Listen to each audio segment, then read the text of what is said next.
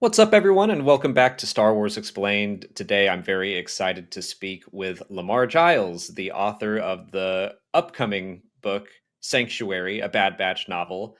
Thank you so much for joining us today. No, it's my pleasure, Alex. Thank you for having me. So, this video is going to be all spoiler free. I've read the book, and I can tell you, Lamar, I really, really liked it. So, I'm excited to talk about it. But we're going to keep spoiler talk for another video that'll come out after the book has been released and people have had some time to read it. Um, but, Lamar, this is the first time I've had the pleasure of speaking with you, and I have a little icebreaker question I like to ask Star Wars authors or really anyone. Uh, I tell people that Biggs Darklighter is my favorite Star Wars character, and I'm always curious about everyone else and what their favorite like minor or smaller Star Wars character might be. So, do you have someone that isn't like a Luke Skywalker or a Darth Vader, someone that you feel like deserves more attention? Definitely. And you'll forgive me if there are a ton of stories about this character that I have missed, but I'm really enamored with Kit Fisto. Like, Yes. I think the character design is one of the best in the entire galaxy. I think about that short from that old Clone Wars cartoon with the underwater battle, and I'm like, I would love to get more Kit Fisto. So if you know of Kit Fisto stories that have passed me by, please point me to them. Outside of the Clone Wars, yeah, it's kind of few and far between. We need a book. I think that'd be a good follow up for Bad Batch. But I know he's coming out in the Dark Tides comic series that's on the way, and there is a Kit Fisto comic coming. But I agree, great Jedi design. I've got a friend who that's his favorite character as well, so he's got all the action figures and stuff. Yes, yeah, I'll be looking for those comics then. Well, then to start focusing in on the Bad Batch, which member of Clone Force 99 do you feel like you relate to the most? Oh, that's easy, Hunter. And it's not because I think I'm like a tough guy the way Hunter is. I think my read of Hunter is he sort of operates from this position of competent anxiety. Like he feels like the worrier to me. And Mm. that's sort of my role in my family, in my household, in my extended family. I'm just like a big vibrating bundle of anxiety that's always worried about stuff. But like I said, confident anxiety is I tend to manage it well and it makes me plan for things to sort of like get around those anxieties. And I think Hunter is very good at that sort of thing, like understanding what could be a problem and trying to steer everyone to a good solution. That feels very much like what he's trying to do throughout this entire book is just keep everything on track. But I really enjoyed something in this book that you pulled off well is I think you gave all of the characters time to shine outside of their uh, I don't want to call it a caricature. Like when they were first introduced in the Clone Wars, I feel like they were all he's Tex the smart one, Wrecker's the strong one, and throughout the Bad Batch and in Sanctuary, they get these moments to step outside of what they're known for. I feel like Wrecker got to be smart in a lot of ways, still setting off explosions, but they were very creative explosions. Yeah, I mean, like these, the entire team is super intelligent in so many ways that I wanted to kind of touch on things that may not come across always from the show. And I mean, the show does a really great job of showing them in all sorts of situations, but I'm always fascinated with sort of the more mundane differences in these larger than life characters. I always say, like, I would love to see what it's like for some of the Jedi to have to go to whatever the Star Wars equivalent of Costco is to get supplies for the Jedi Temple. Like that's the sort of thing, and like I feel like those give you opportunities to see them thinking and acting in ways you may not be used to. And I really tried to go there and like you said, try to give everyone on the team these moments to be a little bit outside of what we know. I love that, like finding the spectacular in mundanity. I'm part of a D&D game, and I tell people all the time that you're playing Dungeons and Dragons and you're doing these big epic things, but one of my favorite sessions we've ever done is my GM basically had us competing in a chili cook-off, and just like the complete opposite of what you expect, but it was so fun to yeah, so yeah, just seeing the Bad Batch being thrown in some of these different situations was great. I think that the Star Wars publishing team, they always do a great job at picking authors for particular projects. And I, having read the book, think you were very well suited for this. But why do you think you were so well suited to write for Clone Force 99? Well, I mean, it's always difficult for me to talk about myself and the skills I think I bring. So I have to sort of separate it and sort of theorize on what I think the team was thinking when they came to me. And so that's, kind of like, putting a little distance between it. But I think I've shown a proficiency for writing friends, family, and teams in fantastic situations. And I think the specifics of how this came about, I wrote a story for the Return of the Jedi anniversary anthology called 20 and Out, which was about two Death Star gunners. I wrote about them sympathetically. We see them on screen for like 1 second in the actual film. And I think maybe that might have been a soft audition for me to take on Clone Force 99 because I voluntarily chose to write about military people in the galaxy and show um, a sympathetic angle for fighters who were not on the right side. Hmm. And I think that went over well. The team liked it. And they asked me if I would like to take on another group of military fighters. And when they said Clone Force 99, of course, I was super excited. When did you get into the Bad Batch? Were you watching it before the Yes. offer? Yeah, I was casually watching it. So I think around the time the offer came in, I just finished season two. Season Oh, three yeah. hadn't come out yet. And so, and I liken it to that, like being super enthusiastic about a subject like science, and then all of a sudden being asked to take tests to get your bachelor's degree in science, like a different level of commitment and study. So, like I said, I consider myself a casual fan. Like I knew what the show was about. I'd seen all the episodes, but now I'm having to go back and sort of study everything and at that point it wasn't even a secure situation that I was definitely doing it. It was like, do you think you could? So I had to kind of get my ducks in a row to take a swing at possibly getting the job. Oh, wow. Well, it seemed, I would say, effortless. Like it just meshes with the show so well. Um, it basically takes place during this little time gap in season two, and I was like, yeah, I absolutely could have seen this being like a several episode arc of the show. Were there any particular challenges or advantages that you noticed writing a Bad Batch mission for the page when compared to what we see happening on screen?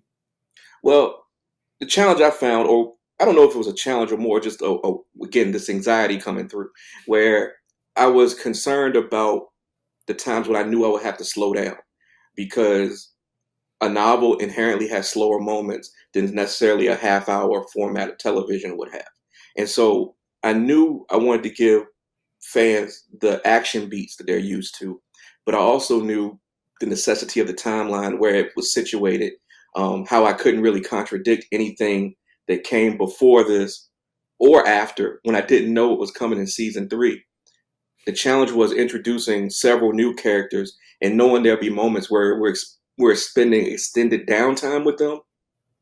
And my concern was just like, is there a way to make sure I keep the reader with me? And so even in the situations when you're with characters that are new, I'm trying to layer in familiar touchstones that would keep any Star Wars fan excited. So that was a little bit of a balance in that.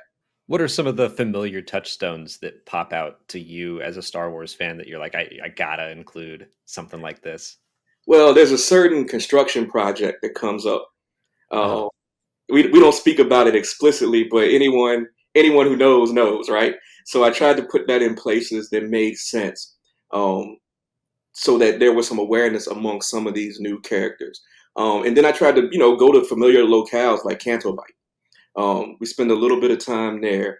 Like I said, I won't spoil where that is in the story and what it means just yet.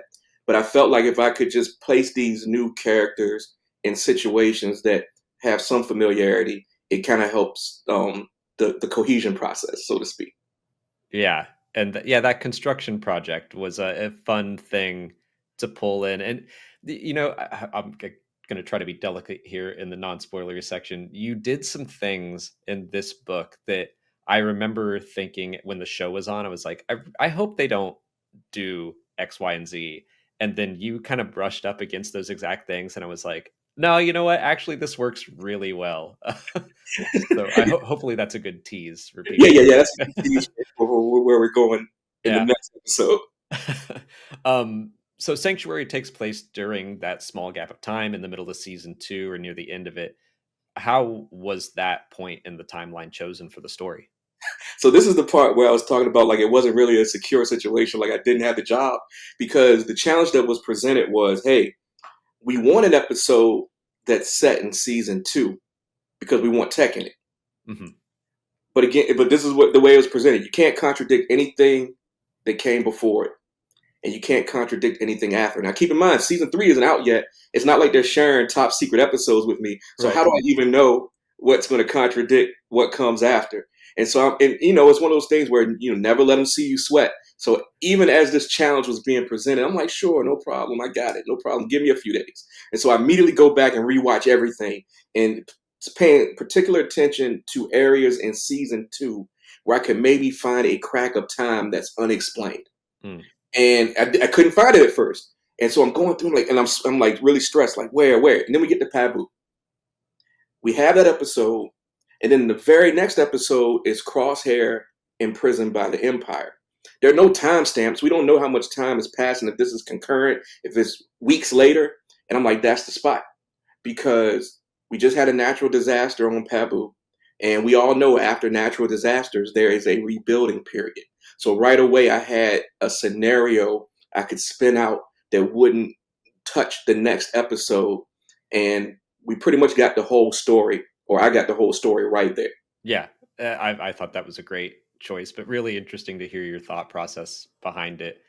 And I remember like the first pitch being about helping Pabu recover, and I was like, oh, okay, interesting. But the way that it spirals out from that and becomes like this larger and larger mission that I'll sorry everyone. I'm afraid I'm gonna keep on going and spill some secrets. So, um, I just really liked the way that that mission continued to expand into unexpected things. This being a written story, there were a couple of moments that I feel like you were able to push things just a little more.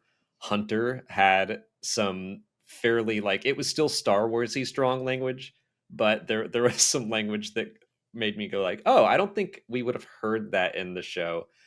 Even some of his tactics and the level of violence surprised me a couple times. Was that a conscious effort to push the boundaries a little bit? I don't know that it was so much a conscious effort, but like I've grown up around the military my entire life. I did not serve, but my hometown's right next to Fort Lee, Virginia. I spent many years living next to Norfolk Naval Base, and so all throughout life, I'm friends with Army guys, Navy guys, Marines, and so it felt more like a natural extension of how I understand a war fighter to behave in this sort of situation Hunter finds himself in. Um, like you said, the show is really fairly family oriented. But I think the book gave me opportunities to get into what it's like to be in a fair fight versus surviving an attack or ambush. And I think those are very different things that require a little bit more roughness than what we sometimes see in TV. And so, like I said, I don't think it was necessarily conscious. It's just how I understand the way combat could go from the stories I've heard from people who've actually been there. Was there ever anything that you put in there that Lucasfilm was like, "Whoa, whoa," like maybe pull back a little bit, or Not, not so much in the combat. And maybe this is a conversation for the spoiler section. okay, There's another situation that wasn't necessarily a Clone Force 99 combat situation, but it was sort of a funny story that where they told me like, hey, we might need to scale this back a little bit, and we'll get there. okay, yeah, we can make a note that that's a good tease for the next video. um, well, I was a really big tech fan in the Bad Batch, so it was great to be able to read him again. But knowing his fate in the show, that there were a couple moments that were like extra tragic. But what was the most important aspect of Tech's character that you wanted to explore further? Well, for the thing I wanted to get to most is I wanted to expand on what I felt would have been a logical expansion of his relationship with Fee Yeah. had the second season not ended the way it did. So in that regard, I felt like I wanted to write scenes that I would have fully expected to see in the show if things had gone differently. Like I really like the idea of Tech, who's super logical, trying to figure out what is illogical in potential attraction to Fee and her return of that attraction. So that's the thing I really wanted to get across while still maintaining what I thought was Tech's very clear voice. That's what I was hoping you would answer, because that's exactly what I thought was the best part about reading Tech in this book, was getting more time with him and Fee, and like these quieter, slower moments with just them, little scenes with just them that were really great to read. Well, I feel like we've teased the spoilers enough, so we're gonna hit pause on this, and this will be the end of the non-spoiler video, and we'll be back in a couple weeks when the book has been out to talk more. But before we wrap up, I always like to ask people who come on the show, writers, what are some of your books, anything that you've worked on that you think Star Wars fans would also like to read? Oh wow! I did a graphic novel called Static Up All Night, which is a DC Comics graphic novel that I think fans of Star Wars would enjoy just from the fantasy action elements. Um, and I've done a dystopian novel called The Getaway, which I think has the feel of the Empire's oppression in it. So, The Getaway, Static Up All Night. Anybody wants to check that stuff out, I'd appreciate it. Great. Well, we are going to wrap up for today. Thank you all for watching. Uh, enjoy Sanctuary, which comes out very soon, and then come back and join us in a couple weeks, and we're going to be talking about all the spoilers. But thanks again, and may the Force be with you.